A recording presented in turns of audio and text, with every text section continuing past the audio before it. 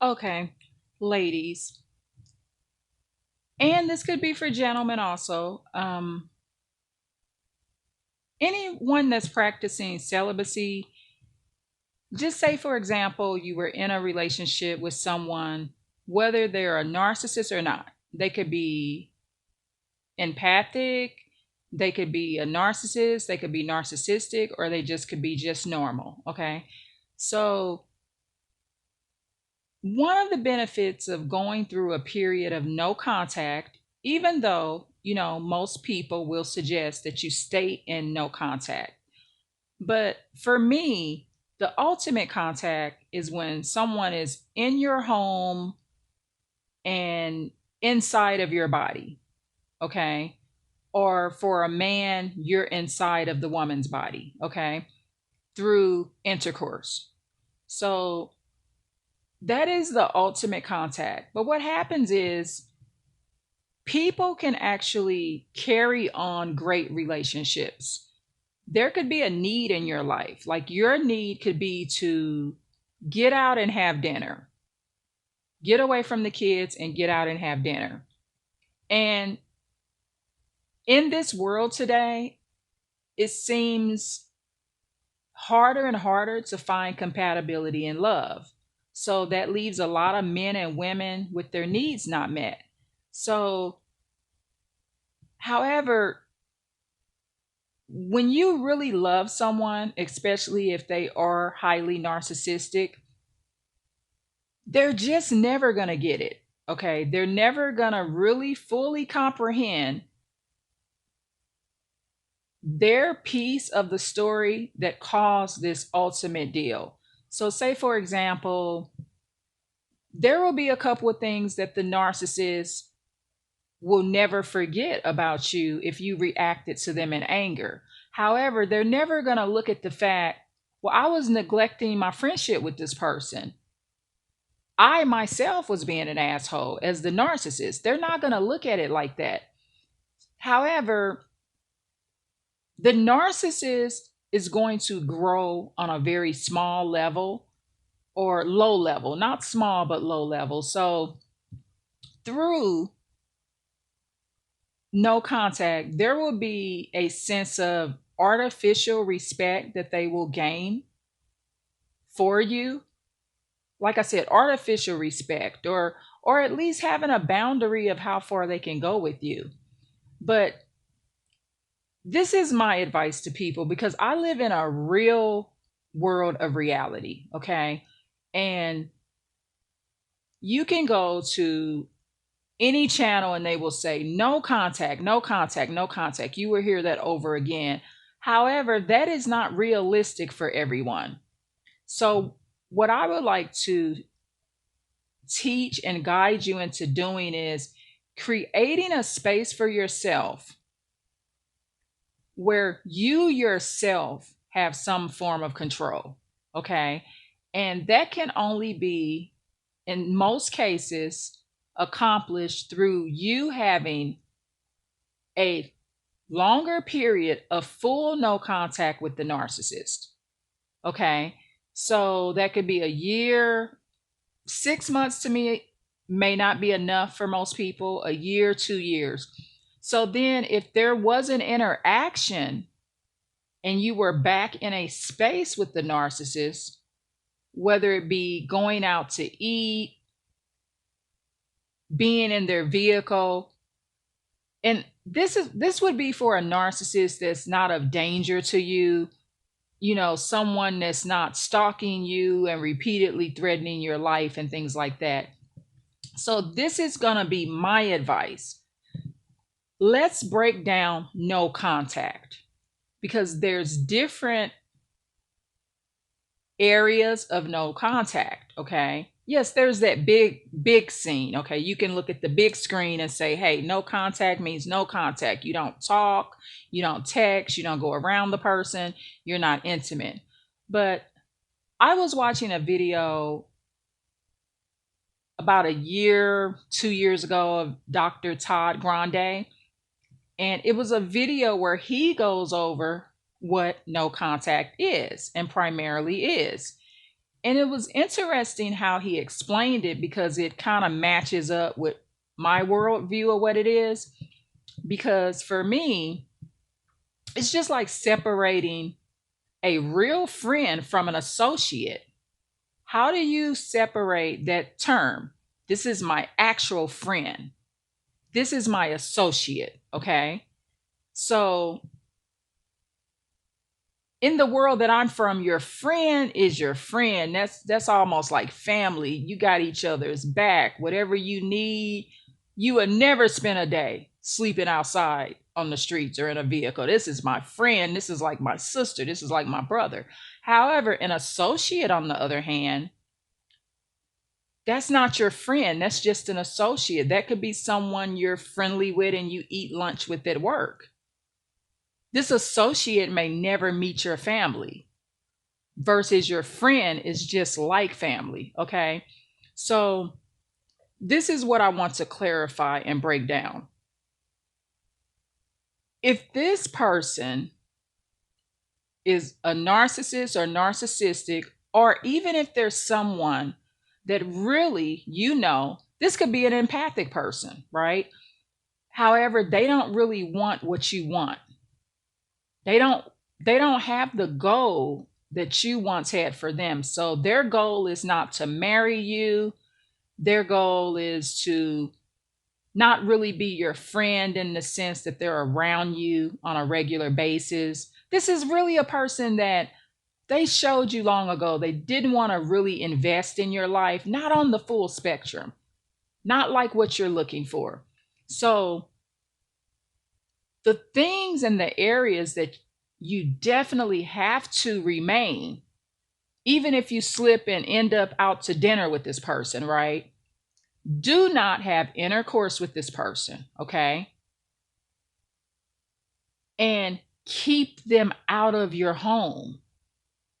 So, what you do, and this can be healthy for you in the long run because, yeah, as you go through no contact, I don't care what nobody say. Empaths have a little supply too. The only difference is for an empathic person, you're not trying to misuse or manipulate people, and you may actually be grateful for this so-called supply or person in your life. The empathic person doesn't need the fuel. We don't need to argue and fight, and we won't like that about the relationship, right? However, for associates, if they're just an associate, don't try to turn an associate into a friend. That's where you go wrong, okay? And so instead of making your no contact so hard and challenging, have certain things that you just will not do. One, do not have intercourse with the narcissist, okay?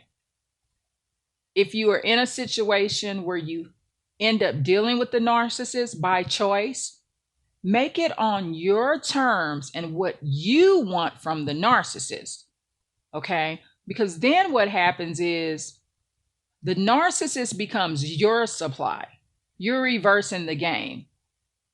Okay? So, and it's not that you want to play a game, you just may be in a very lonely place in your life. However, this advice is not for someone that has a very hard time maintaining boundaries. If you're a person where once you see that narcissist, you have to give them everything they want without getting your needs met, and you end up in a state of depression, this advice won't work for you.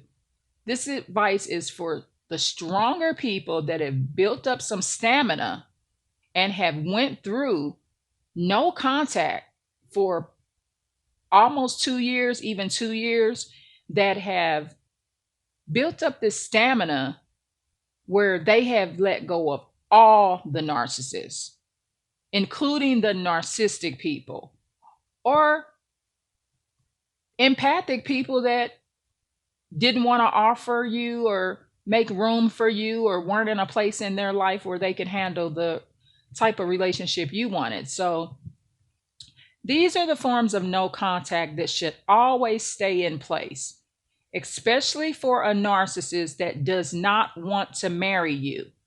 This advice is for ladies and gentlemen. This narcissist does not want to marry you. And you are a spiritual person on a spiritual journey. So your soul is at stake also. So you have to prepare yourself for death. Okay. So do not be in places where you would have intercourse with the narcissist. That would include their home, your home, motels, hotels, y'all running off in the woods together in your little secret spot that you had, all of that. Stay out of the woods also, okay? Because there's nobody in the woods but you and the narcissist and a few of those animals that's up in the tree peeking down, okay? So take it that far. So these are some things that I maintain in my life, okay? Not having intercourse with the narcissist, okay? Not going to the narcissist's home, and not bringing the narcissist in my home, okay? Other aspects of life, there are circumstances where I have had to interact with the narcissist by choice, my choice only by my choice, because what that narcissist had, I needed that. And I had, for certain specific circumstances in my personal life, I had to interact with that narcissist. But it was not in my home, it was not at their home, okay? And no intercourse with the narcissist. Because remember, they're always going to not be there emotionally for your needs. Okay.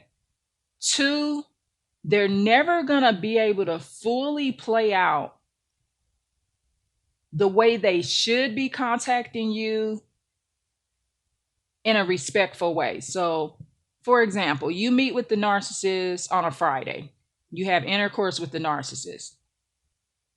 Now you're back attached. Now you're irrational again because you've had intercourse with the narcissist, especially for ladies. Okay. The narcissist is the only man that's in your life. So within 24 hours of him having sex with you, he goes in a short term no contact himself because the weekend is here. And so he doesn't have time for you. So what you have to do, you have to think about this ahead of time. You already know what the narcissist has done before. So he will continue to go on that pattern. So if the narcissist, if you're out to eat with the narcissist and he wants sex, whether it be intercourse, oh, oral sex too. Let me add that on. Do not have intercourse or oral sex with the narcissist. Because what happens in some cases is you go out to eat. Next thing you know, you're in the narcissist's car. But can you suck my dick, baby? You my woman. No, you're not. And he don't want you to be your woman. That's why he don't want you to be his woman. That's why he's asking you that bull crap while you're sitting in a car. But see, these are the things that you could have been more vulnerable to when you were in love with this toxic narcissist. Because years ago, you really thought that this was somebody that even the Lord sent to you. Okay. So these are things that you have to think about when you're in the moment. You have to realize that the narcissist pattern will remain.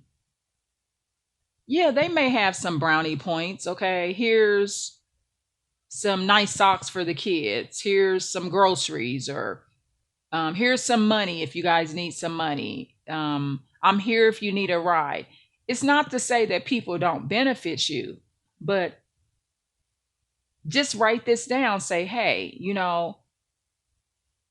my goal is to be in no contact. However, I am a human being, but this is three parts of no contact that I will obey. I won't have intercourse or oral sex with the narcissist. I won't have the narcissist in my home. And then I won't be going to the narcissist's home either. So maybe be more specific with your no contact.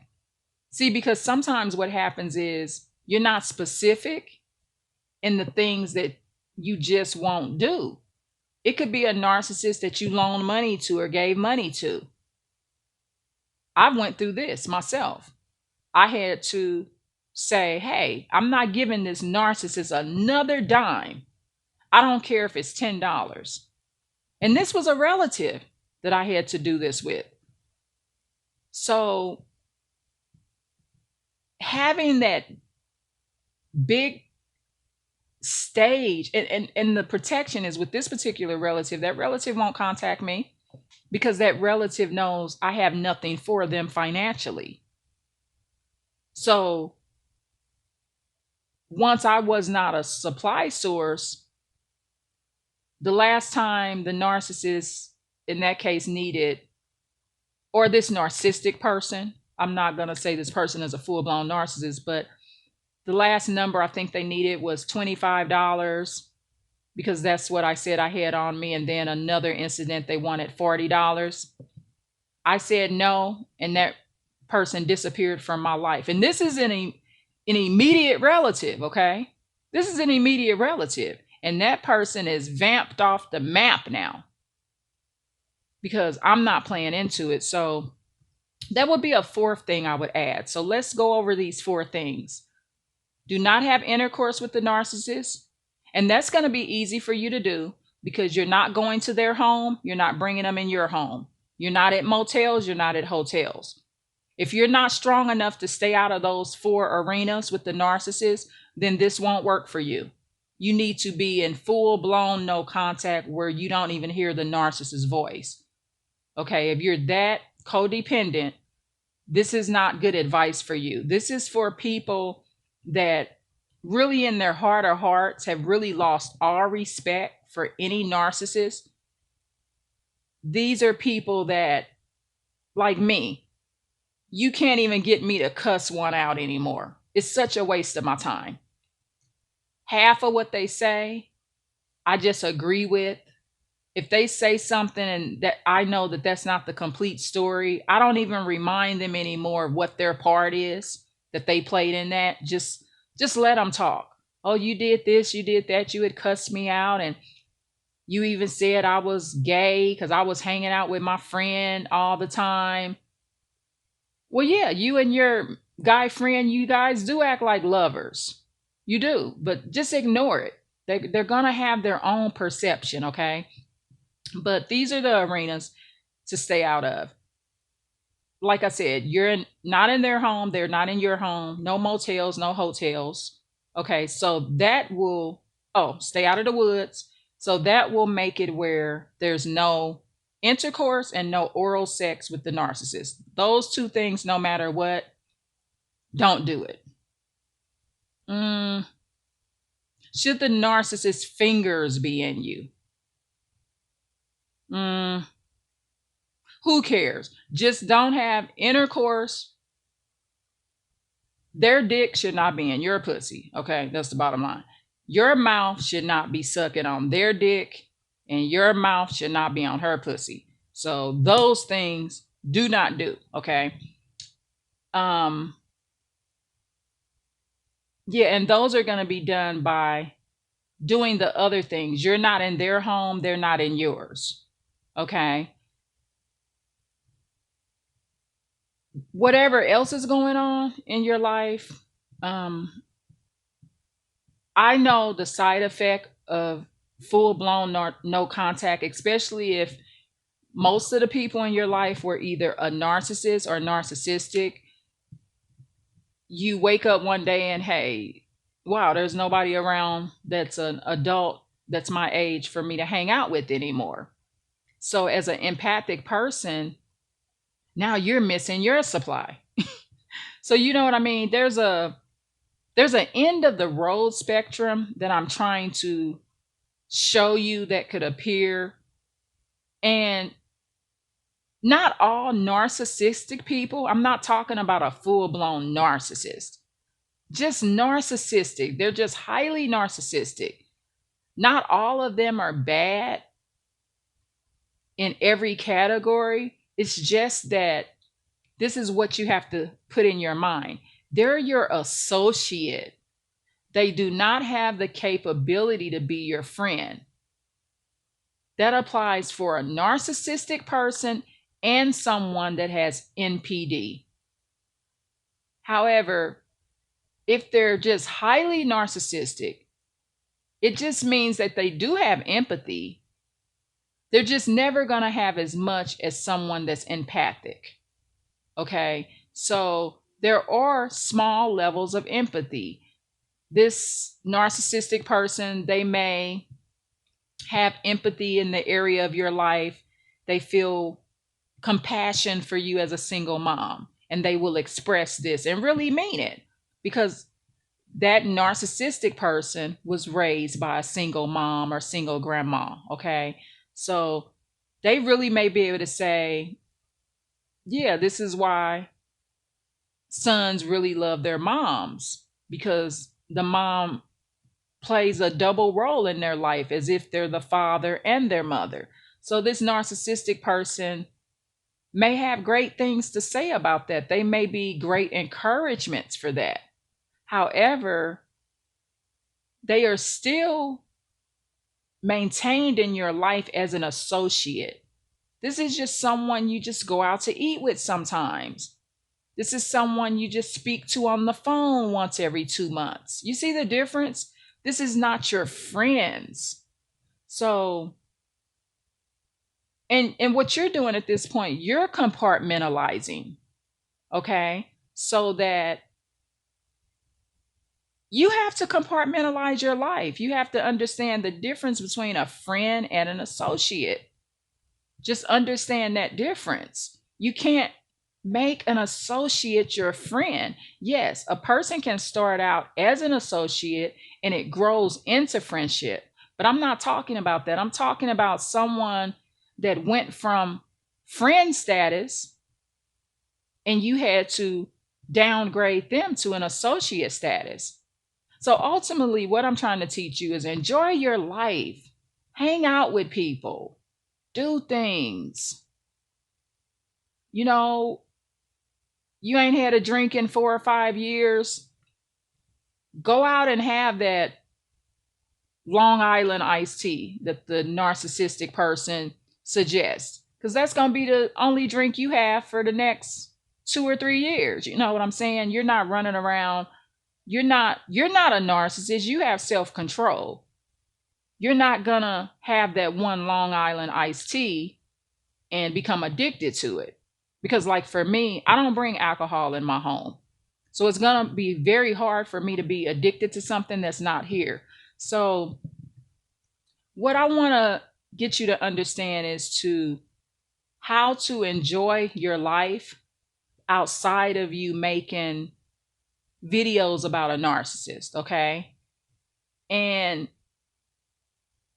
just get out there, go out, start going out to eat again, okay? Don't, because you could be making a mistake. This is a person that at the end of the day can't be diagnosed with NPD if they went to a psychiatrist, okay? And really they're just highly narcissistic. And those type of people make excellent party buddies. If they're just narcissistic, that means they have some level of empathy. So they may not hurt you, poison your drink. They may not beat up on you. There may be certain boundaries that they have for themselves. Okay? Because there's 4 categories of people. You got normals, you got narcissistic people, you got narcissists, and then you have empaths. Okay? So enjoy your life and remember the things that you are not going to do with your associates. If this is your associate, whether they're a narcissist or a narcissistic, you ain't got no business having intercourse with them or having oral sex with them anyway. You shouldn't be doing none of that.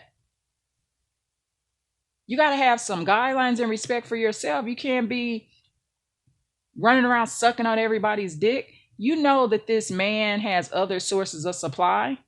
This narcissistic person, yeah, you're getting the benefit. They bought this dinner. You went out to eat and it was $100. Just because somebody go buy you dinner, that don't mean you got to go have sex with this creature. Have your boundaries. Eat that good food. Have a drink every blue moon, if that's what you do. I recommend drinking in moderation. Um, it's something I rarely do. I mean, I can go 4 or 5 years without a drink.